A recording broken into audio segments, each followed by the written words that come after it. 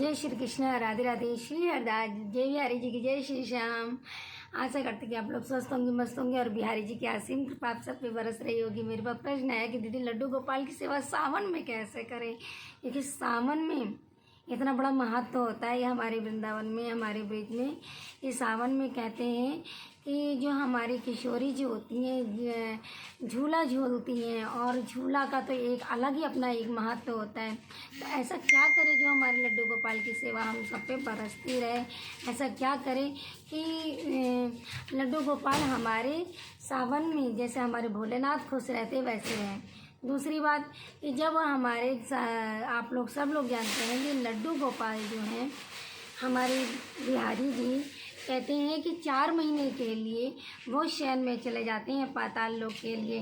तो क्या हम अपने लड्डू गोपाल को 4 महीने के लिए सुला दें? तो ऐसा भी नहीं करना चाहिए कि लड्डू गोपाल को 4 महीने के सुला दें। छोटे, वो तो छोटे हैं ना बाल रूप में। सुलाना देखिए आपको किसको, जैसे मंदिरों में, बड़े बड़े मंदिरों में ऐसा होता है, या आपके घर में भगवान विष्णु लक्ष्मी जी की बड़ी बड़ी प्रतिमा हो, गुरुग्रह हो, तो आप उनको शयन कराइए। लड्डू गोपाल को नहीं शयन कराना, क्योंकि लड्डू गोपाल तो वैसे ही इतने छोटे हैं, उनको कैसे शयन करा सकते हैं आप 4 महीने के लिए, वो भी उनको नहीं शयन कराना है।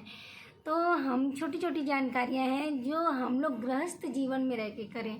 देखिए मंदिर में क्या होता है इससे आपको नहीं मतलब, इस मंदिर में होता है क्योंकि वहाँ बड़े पुजारी होते हैं, वो बड़े कर्मकांड के हिसाब से अपना कार्य करते हैं, नियमों का पालन करते हैं। लेकिन हम लोग गृहस्थ में रह के बड़े ही आसान तरीके से नियम वही अपनाइए जो आप कर पाएँ। और हमारे बिहारी जी, हमारे लाला तो ऐसा बिल्कुल नहीं चाहेंगे कि आप कठिन नियम अपना कर अपने जीवन को इस तरीके से करिए। आप कठिन नियम अपना कर हमारी सेवा करिए। हमारे जिस तरीके से हमारे लाला बिल्कुल सहज और सब नर्म स्वभाव के हैं, वो उसी तरीके से आप लोग को बताते हैं। कोई कठिन कुछ करना नहीं है, जब तक कुछ करना नहीं है, बड़े सरल तरीके से, जैसे कि छोटी छोटी बातें हैं जो हम फॉलो करते, वही हम आप लोग को बता रहे हैं। अगर अच्छा लगे तो जीवन में ज़रूर अपनाइएगा, सावन में ज़रूर अपनाइएगा। जैसे लड्डू गोपाल को देखिए कि सावन में बड़ा महत्व होता है। हमारे जैसे वृंदावन में हरियाली तीज होती है, तो हरियाली तीज में हमारे लाला जो है बिहारी जी को झूले में विराजमान कराया जाता है। सोने की चांदी के सिंहासन झूले होते हैं उनके, ठीक है। तो इतना कहाँ है मतलब, तो आप समझ सकते हैं। लेकिन आप क्या करिए, लकड़ी का ही नॉर्मल झूला जैसा भी है आपके पास, अपनी सामर्थ्य के अनुसार झूले में, ये नहीं है कि ज़रूरी नहीं कि आप हरियाली तीज में ही अपने लड्डू गोपाल को झूले में झुलाइए, ऐसा नहीं है। आप जब सावन लग गया है तब से आप झूले में विराजमान करा सकते हैं अपने लड्डू गोपाल को। डेली झूला झुलाइए। लेकिन हाँ, हाथ जोड़ के निवेदन, कुछ लोग को तो देखते कि पूरी रात लड्डू गोपाल को बैठाए रहते और उसी में पूरी रात झूला झूला करते हैं, ऐसा नहीं है। या पूरी मतलब दिन में अगर भोजन पे ग्रहण कराएंगे तो झूले में बैठ के कराएंगे, दूध पिलाएंगे तो झूले में बैठ के, ऐसा नहीं करिए। थोड़ा सा मतलब ठीक है बच्चे हैं, लेकिन ये भी है जैसे जो हम बता रहे हैं कि लड्डू गोपाल को जब आप भोग पवाइए प्रसाद, तब आप उनको झूले से उतार कर तब उनको प्रसाद ग्रहण कराइए। जब आप दूध पिलाइए तो झूले से उतार कर पिलाइए, और जब आप शयन कराइए तो झूले में शयन मत कराइए, झूले से उतार दीजिए। फिर आराम से उनका जो बिस्तर है आप उनको शयन कराइए। और ये क्रिया आप सावन भर पूरे कर सकते हैं। सावन भर आप झूला बिहारी जी को झुला सकते हैं। अच्छा, भोग में क्या क्या कहते हैं कि भोग ऐसा कुछ नहीं है। आप सावन में देखिए बार बार यही चीज़ कहते हैं कि नियम वही करिए जो हमारे लाला को पसंद है, जो हमारे आपको पसंद है, जो मन से आपको गवाही करिए। देखिए जिस भाव से आपने अपने लाला को माना है ना, उसी भाव से ही लाला आपको बता देते हैं कि आपको क्या भोग प्रसाद ग्रहण करना है और क्या नहीं ग्रहण करना है। वो मन के भाव होते हैं, मन में ही बता देते हैं। आप सब कुछ अपने लड्डू गोपाल को खिलाइए। लेकिन हाँ, पत्तेदार सब्जियाँ, जैसे कि अब आप लोग, बारिश हो रही है तो बारिश में पत्तेदार सब्जियाँ जैसे हम लोग जैसे नहीं खाते हैं, तो हम लोग लड्डू गोपाल को जैसे पत्ता गोभी हो गई, पालक हो गया, ठीक है, और गोभी हो गई, तो इसमें गोभी तो वैसे भी नहीं खिलाई जाती है।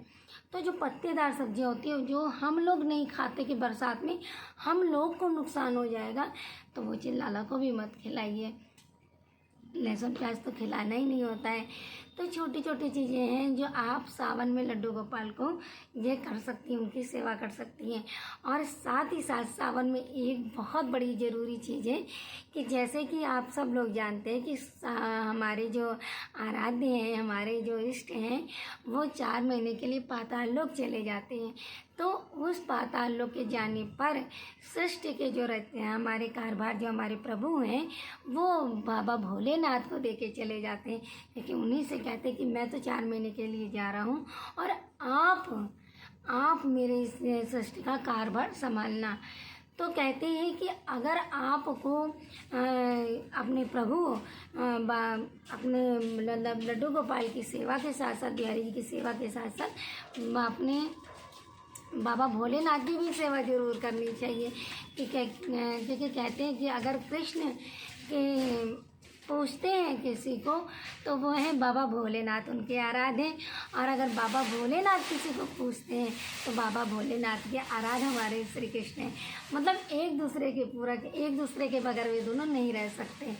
तो हमारा कहने की मतलब है, अगर आप लड्डू गोपाल की सेवा सावन में, तो आप ऐसे भी हमेशा कर रहे हैं, तो सावन की सेवा में आप बाबा भोलेनाथ की सेवा भी जरूर शामिल करिए। क्यों?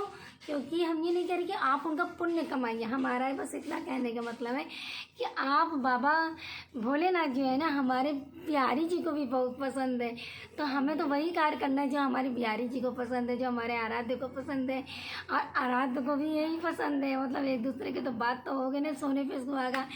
तो इस तरीके से करते रहिए, अपने लाला की सेवा करते। कोई ज़्यादा विधि विधान के चक्कर में मत पड़िए कि हमको यही करना है, हमको ऐसा नहीं करेंगे तो हमारे साथ ऐसा हो जाएगा, ऐसा मन में कोई भाव नहीं लगे। सिंपल सा साधारण तरीके से अपने इसका, अपने जो लड्डू गोपाल की सेवा करते हैं वो सेवा करते रहिए, और साथ साथ भगवान बाबा भोलेनाथ की सेवा भी अवश्य करिए। क्यों?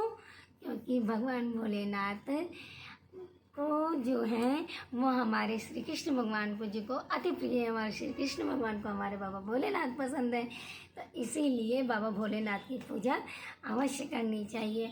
और बेलपत्र है, धतुरा है, ये सब चीज़ें जाके आपको सब लोग सब कुछ पता है कि ये चीज़ चढ़ाई जाती है, तो इन सब चीज़ों को ज़रूर चढ़ाइए।